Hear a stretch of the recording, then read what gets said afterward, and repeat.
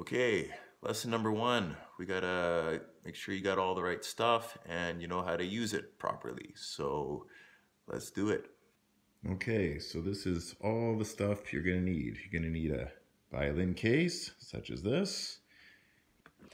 And you're gonna need a violin and possibly a cloth to cover it up. And you're gonna need a bow. This is how we undo it. Okay. That's our bow. And then in the pouch, we will have our rosin. Okay, this is some cheap, super cheap rosin, but it'll do the trick. That's to make your bow stickier so it stays on the string.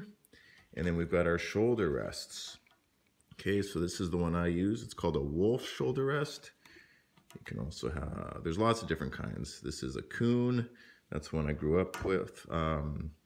So those are to keep the violin on the shoulder properly. Some people don't use them, but I encourage all my students to use them. We've got tapes. So I like to use this pinstripe.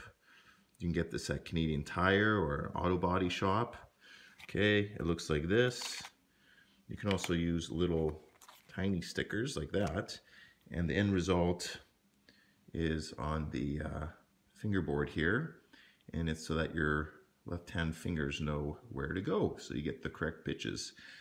Some people don't use the tapes, but I'm going to encourage it. I think it makes a big difference. One more thing, guys, if your violin isn't already tuned or have the tapes on, I have a video available that'll show you how to tune your own violin and how to put the tapes on. If you're finding it's too challenging, then yeah, I'd suggest go get a lesson somewhere, trial lesson or something like that, and they'll put the tapes on and they'll put the violin in tune for you. But I'd encourage trying to do it on your own. It's not as hard as you think it's going to be. Two things you have to learn is how to put the shoulder rest on and how to prep the bow. So let's start with the bow. You see there's a little thing you can turn on the bottom here. So if we turn it, what is it, clockwise, we tighten the horsehair, okay? Probably about maybe 4 turns for this violin, full turns. Now, if we push down, it should just barely touch the wood when you press down, okay? That means that's tight enough. When you're finished with it, you loosen it, so turn it counterclockwise until it's very loose and it just easily touches the wood. So let's tighten it again. 1, 2, 3, 4 full turns. Good enough. We don't want it too tight because then it kind of warps the wood a little bit. And then we need to rosin it. We got our rosin here. We're gonna take it out. This is sap that comes from trees, and yeah, that's what it is. And yeah, so we take it here. You guys don't really know how to use a proper bow grip yet. We're going to show you that in the next video. So for now, just hold it like a fist, I guess, or however you want to hold it.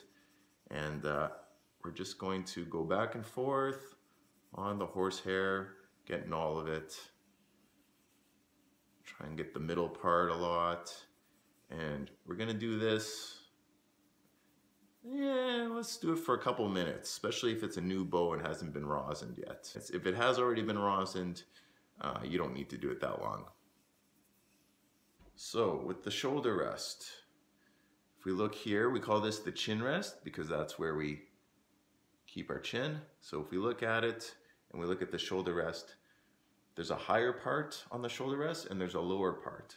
The higher part is going to go on the same side as the chin rest.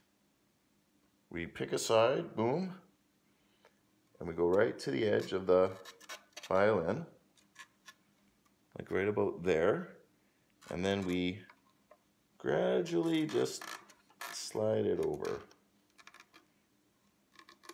Okay, and it should look like this. You don't have to go all the way to the end, just enough like that.